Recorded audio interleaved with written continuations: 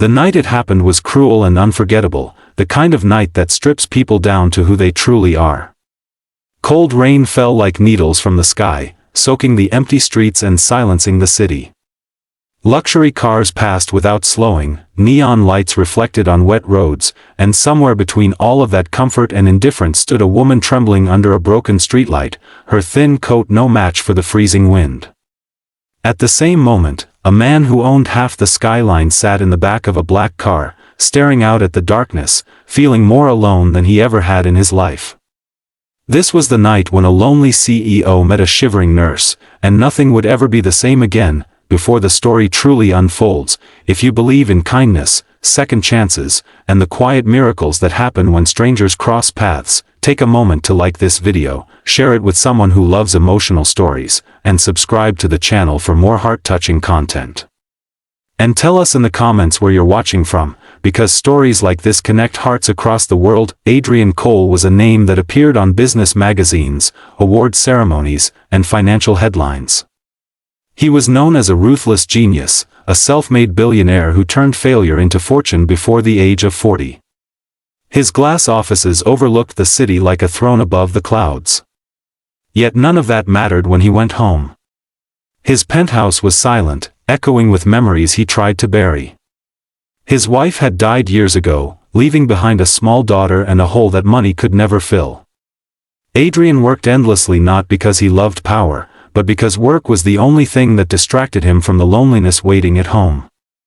Every night he returned to a daughter who needed warmth and a father who did not know how to give it fully. Still broken, still grieving, Emily Carter had once dreamed of a simple life. She had studied nursing not for money, but to help people. She worked long shifts at a private hospital, caring for patients who rarely remembered her name. Her life collapsed slowly, then all at once. Medical bills for her sick mother drained her savings. When her mother passed away, grief followed her into every corner of her life. Rent became impossible, and promises from relatives faded into silence.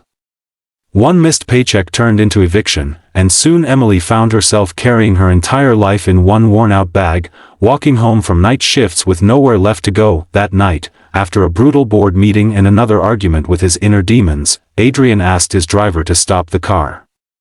Something about the sight of Emily standing alone in the rain unsettled him. She looked exhausted, her shoulders hunched, her hands shaking as she tried to protect herself from the cold. This was not curiosity or pity, it was recognition. He recognized the weight of loneliness because he carried it himself every day. Against logic and reputation, he stepped out of the car and approached her, not as a CEO, but as a man who understood pain. Emily was terrified at first, her instinct screaming danger. The world had not been kind to her lately, and trust felt like a luxury she could not afford. But Adrian's presence was calm, not threatening. He listened more than he spoke. He noticed the hospital badge still clipped to her coat, the cracked hands of someone who worked too much, and the quiet dignity she tried to hold on to despite everything. The rain soaked them both as time seemed to pause, two broken souls meeting at the edge of despair. What began as an offer of warmth and shelter slowly turned into something deeper. Adrian did not save Emily, he gave her space to breathe. He offered her a place to stay temporarily, no conditions, no expectations. Emily accepted because survival demanded it, but she promised herself she would leave as soon as she could stand on her own again. She had learned not to depend on miracles. Inside Adrian's world of marble floors and silent hallways, Emily felt out of place. Yet something unexpected happened. She met Lily, Adrian's young daughter, a child who smiled politely but carried sadness far beyond her years. Lily had grown up surrounded by nannies and tutors, but starved for emotional warmth. Emily, without trying, filled that space naturally. She cooked simple meals, listened to Lily's stories, helped her with homework, and stayed with her when nightmares came. For the first time since his wife's death, Adrian saw his daughter laugh freely. Adrian watched this transformation quietly.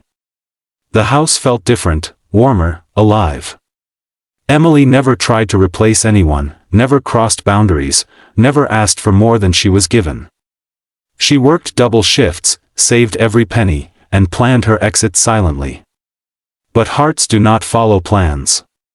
Adrian began to notice the small things, the way Emily checked on Lily before leaving for work, the exhaustion she hid behind gentle smiles, the strength it took to keep going when life kept taking things away. Emily struggled with her own fears. She knew the world she was temporarily living in was not meant for her. She feared attachment because she had lost too much already.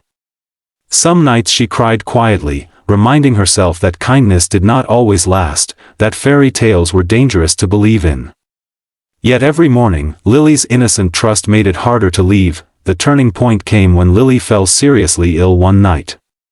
Panic gripped the house as Adrian froze, his power useless against fear. Emily took control, calm and steady, caring for Lily with the skill and compassion that defined her. Watching Emily that night, Adrian realized something profound. He did not just need help. He needed family.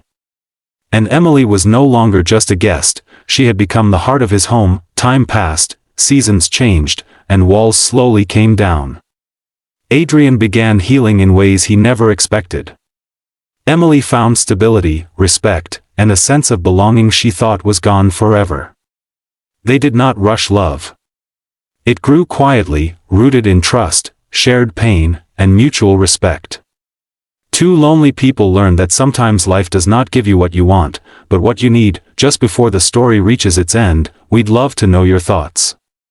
Comment below and tell us whether you believe destiny brings the right people together at the right time. In the end, Emily chose not to leave, not because she had nowhere else to go, but because she had found a home where she was valued. Adrian chose to open his heart again, not because he forgot the past, but because he learned to honor it by moving forward. Lily gained what she had silently wished for all along: warmth, stability, and love that felt real. If this story touched your heart, if it reminded you that kindness can change lives and that love often arrives disguised as chance, please like this video, share it with someone who needs hope, and leave a comment. Your engagement helps stories like this reach hearts that are still waiting to believe again.